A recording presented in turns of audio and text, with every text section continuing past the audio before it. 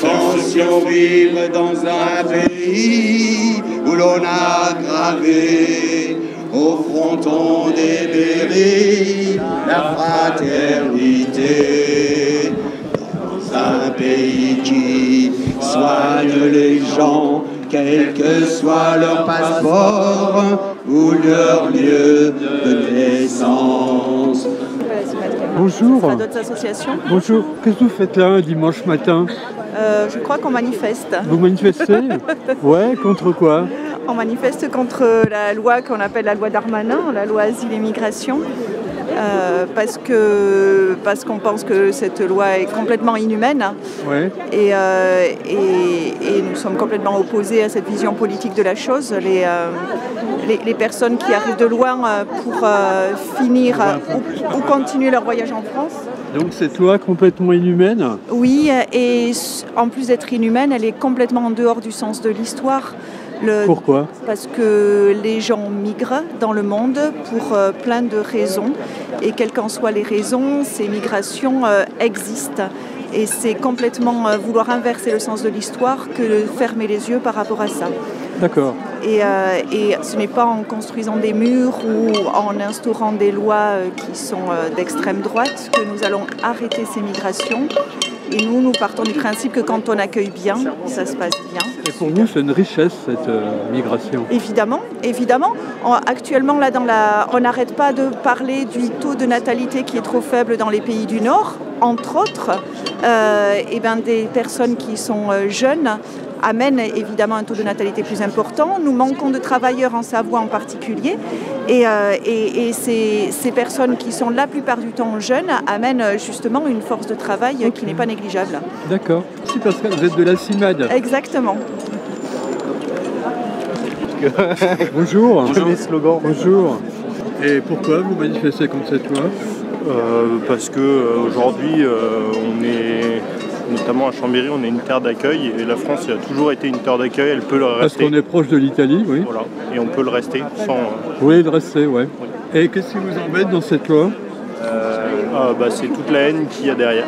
Pardon? Toute la haine qu'il y a derrière La haine et qu'il y qui a derrière. engendre la haine. D'accord. Vous parlez d'extrême droite, là? Oui, en partie. Ouais. Votre prénom, c'est? Baptiste. Merci, Baptiste. Touche des notions humaines, on parle de notions humaines à l'heure actuelle. C'est surtout pour ça que je suis là. Je pense qu'on est dans un pays où il y a on est dans une situation actuelle où il y a énormément de problèmes et où on a besoin de s'unir. Et en fait, ce genre de lois, en fait, elles vont juste mener à nous tendre et à nous diviser les uns contre l'autre. Et vous pensez que cette loi, elle va être rejetée ou pas jeudi là? J'espère. Votre prénom, c'est? Pierre. Merci, Pierre. Avec plaisir, merci à vous. Vous êtes très inquiet? Oui. Parce qu'il se profile. Vous ne sentez pas ce truc? Cette loi immigration. Ouais. Qu'est-ce que j'en pense? Ouais. Cette loi immigration, c'est l'arrivée au pouvoir de l'extrême droite. Hein. Ouais. Bon, là, on a vécu deux événements successifs majeurs. Hein, la manifestation contre l'antisémitisme avec le Rassemblement national, qui est une manifestation qui a permis de dédiaboliser le Rassemblement national. Et juste derrière, évidemment, le Rassemblement national dédiabolisé a écrit la loi par la plume d'Éric Ciotti, mais en fait, c'est lui qui a écrit la loi. Voilà, donc nous, ce qu'on pense, c'est qu'aujourd'hui, il faut que la gauche se ressaisisse, c'est-à-dire se ressaisisse qu'elle ait un vrai projet aussi. C'est mal barré, ça, non? C'est assez mal barré, mais face aux gens qui disent qu'il ne faut pas d'immigrer, il faut qu'on ait un contre-projet cohérent. Et ce contre-projet cohérent, c'est de dire on est tous citoyens de la Terre et il faut pouvoir que les gens puissent se déplacer comme ils veulent. Nous, on va se déplacer aussi quand on part en vacances ailleurs. Il faut que les gens de l'extérieur puissent aussi venir. C'est pour ça que nous, ce qu'on propose à la gauche, c'est de se positionner clairement pour la liberté d'installation et de circulation à l'intérieur du pays comme à l'intérieur de l'ensemble de la Terre. Je m'appelle Laurent Ripard, NPA. Ok, merci.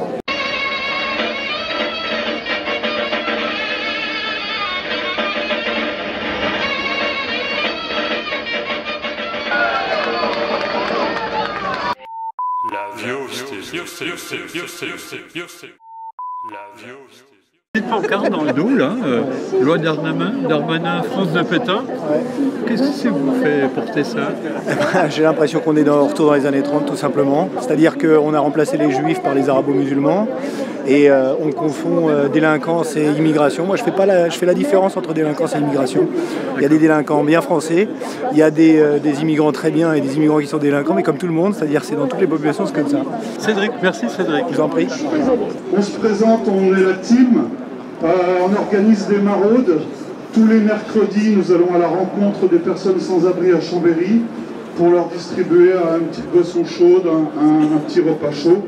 Donc, Marie, bonjour. Bonjour. Donc vous représentez quoi, la team, tous ensemble? Voilà, la team, tous ensemble, Agir et Marauder. On fait des maraudes sur le bassin chambérien. Ce sont des moments où on va à la rencontre des personnes sans abri et dans la précarité pour leur proposer une boisson chaude, discuter un petit peu avec eux et leur rappeler qu'ils existent en leur apportant de la présence. Et ça, vous le faites une fois par semaine, c'est ça? On le fait une fois par semaine, toute l'année. Toute l'année, une fois par semaine. Et bien sûr, dans ces maraudes, vous rencontrez des migrants? On rencontre tout type de personnes, des migrants. Avec ou sans papier? Voilà. Une question que je me pose là, c'est une manifestation contre cette loi immigration.